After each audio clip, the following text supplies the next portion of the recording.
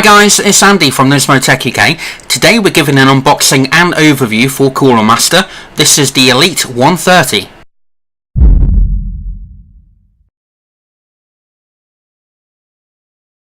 Okay, so let's start with the box itself. First of all, we've got the Cooler Master logo up at the top here along with the Elite 130 branding.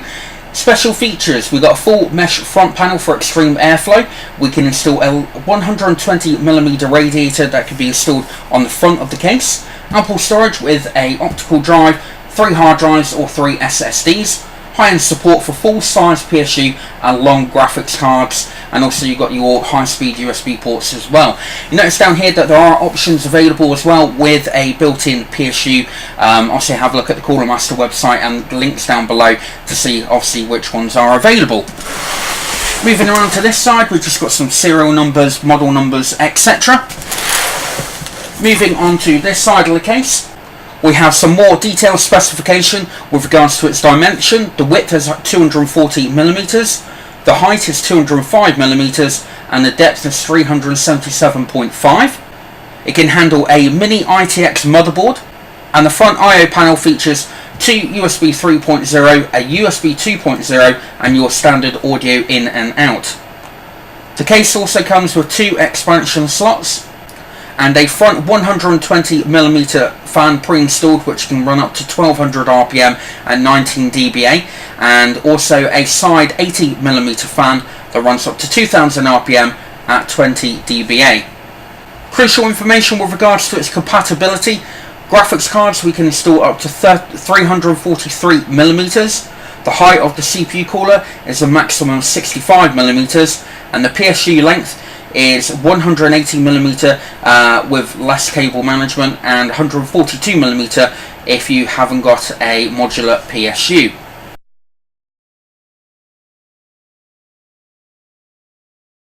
Okay, just before we get started, we are holding a giveaway in partnership with Cooler Master for this Elite 130 Mini-ITX case. The giveaway starts on the 10th of March 2014 and will end on the 31st of March 2014. Full details about this giveaway can be found on our Facebook page, which is allthews.facebook.com/Mini-ITX UK. In addition to this, and again with the support of Cooler Master, along with MSI and Crucial, this will be one of a series of Mini-ITX cases that we'll be doing a build into. The idea of this is to show you what this case is capable of and what high-end components we can squeeze inside. So make sure you subscribe to us, follow us on Twitter and Facebook, so let you know when this build goes live.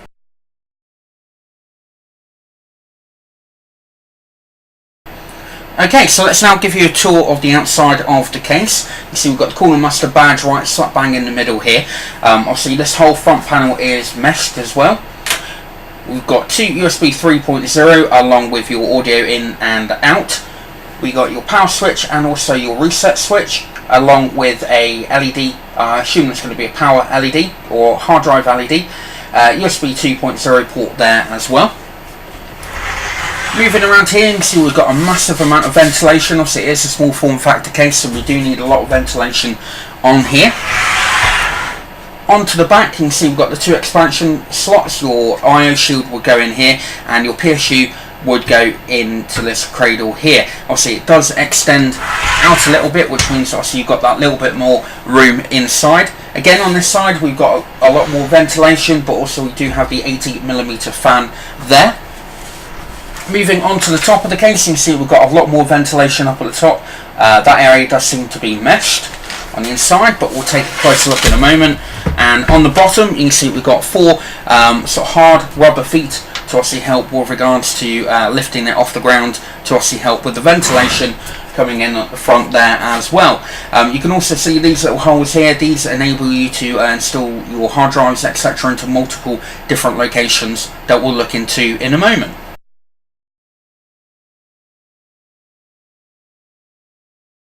So let's now remove the thumb screws on the back, which also make it a hell of a lot easier to get into.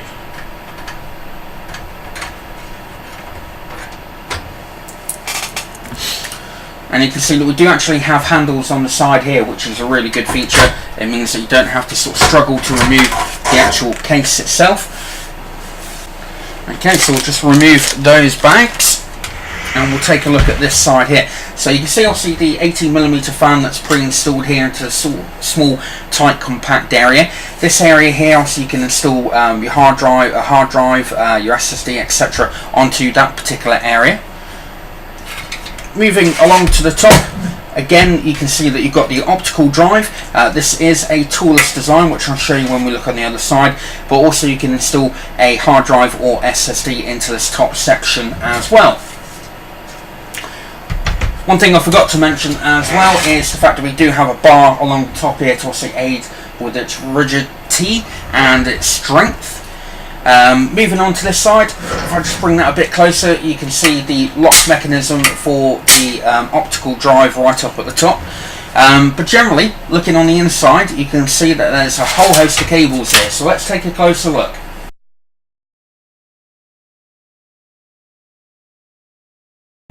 Okay, so we're just going to cover the I/O connectors to start with. Obviously we've got a USB 3.0 header along with your audio in, HD audio, etc. Moving along to the front of the case, just on the inside here. For the 120mm fan, we have got a Molex pass-through, but also an adapter here for a 3-pin header, so you don't have to have the Molex adapter, which is really good. It means that you've got a variety of different options for connecting the front 120mm fan. Moving on to the rest of the internal headers.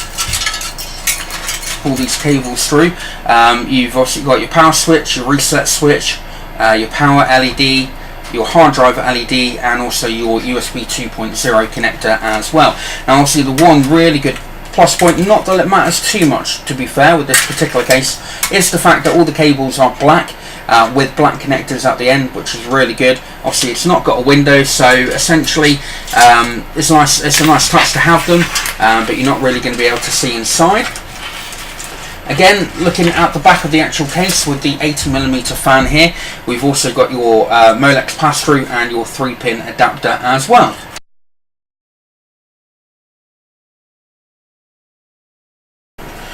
Okay, just before we go any further, I just want to cover over the bits and pieces that you get inside the case. So we'll just pull all this lot out here. Move that bag to one side. You've got some cable ties, which in a case like this is going to be basically essential for tying down the cables out the way to give you as much airflow as possible. You've got a mini speaker. You have got your screws for your SSD. You've got these little grommets here, which basically you screw to the bottom of your SSD or your hard drive and then fit them into various different locations. You have got your 4 Mini-ITX standoffs, along with the adapter to screw them in nice and easily, and also various other different screws with regards to the installation. On top of that, you also get the manual, which is going to be essential for you if you are looking to do an install into the actual case. And this is quite a simple and easy, quite nicely diagrammed manual. Let me just show you on this side, for example, how to remove the top cover, how to remove the front cover, various different places that you can actually install your SSDs, your hard drives, etc. And also with regards to your CPU cooler, etc. So make sure you give that a real good read to know where to put everything.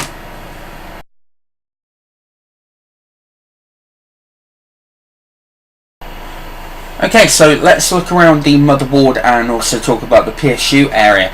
Now the motherboard itself, as you can see, we've got no cutout here for a CPU cooler to be changed easily, so you will have to install your back plate before you install the actual motherboard to the case. It's also a good idea at this stage to also install your RAM to make it that little bit easier. Now with regards to the PSU that goes on here, obviously the shorter PSU that you can find, the better, and obviously the more modular as well, to obviously improve airflow and make everything easier to actually install into the case. That being said, you are able to install a normal size PSU into the case as well. Okay, so onto the internal layout and also the storage options for the Elite 130. There is no CPU cutout for this, so you will have to install your backplate onto the motherboard before installing into the actual case, and at this point it's a good idea to install your RAM onto the motherboard before placing it in there. With regards to the PSU that goes in through the top here, you can have a full length PSU, but the shorter that you have the better, and obviously ideally if you can find a decent modular PSU to go in there, then obviously you're not going to have as many cables going in. Now the other thing to mention is obviously you can mount the PSU either way. If you are looking at doing a water cooling build, it's probably a good idea to mount it with the fan going downwards, so that it's pulling the hot air out and exhausting it out of the back. If you're going for an air-cooled system, then obviously you flip it around and obviously the hot air will just escape from the roof of the case. Now onto the storage options. Up at the top here you can fit a 3.5-inch drive, or you can also fit 2 SSDs, one up at the top or one down at the bottom, or your optical drive depending on your needs. You are able to remove this cage as well if you wish, if you're not going to use your optical bay and you only got one hard drive, for example. Default location mainly is down at the bottom here, where you can fit a 3.5-inch or a 2.5-inch drive. And also on that back plate back there you are able to install an SSD or a 3.5-inch drive as well. That can also be removed to aid installation of other things and to make the airflow a little bit better. Also, if you don't really need it, if you're not using it, it's probably better to remove that. As well as this fan here, if you find that that isn't really going to be doing very much for you, then obviously that whole plate there can also come out, and it will make your installation a lot easier.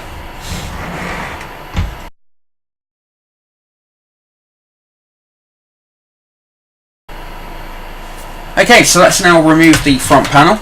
As you can see, obviously it's meshed on the front. There's no filtering on here, unfortunately. That would have been a real nice addition to have some real good filtering put onto the actual front of the panel. You see also we've got the silent fan here. That can obviously be removed and replaced if you wish, obviously with the 120 radiator that's in there. One thing that is really, really good about this case is the fact that you're also able to put your 120 on the front there, your 120mm radiator in the back here, and you can also put a push-pull configuration as well as a hard drive into the actual case without any problems at all, which is really, really good indeed. So you put your hard drive in there, you put your fan, you've got your radiator, and then obviously you've got your additional fan out the front here, so it's a real good plus point for this case.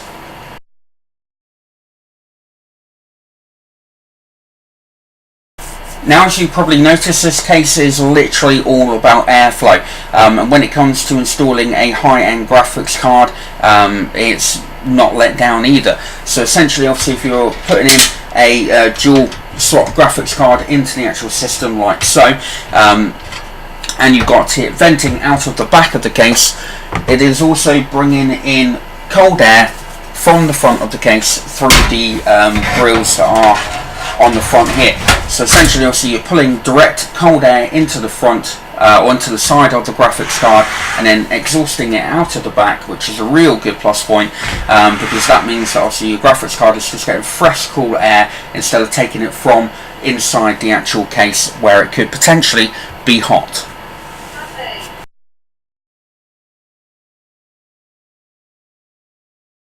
The Elite 130 is actually smaller than its brother, the Elite 120, boasting measurements of 240mm in width, 207.4mm in height, and 398.5mm depth. It does support dual slot GPUs up to 343mm in length, and CPU coolers as tall as 65mm.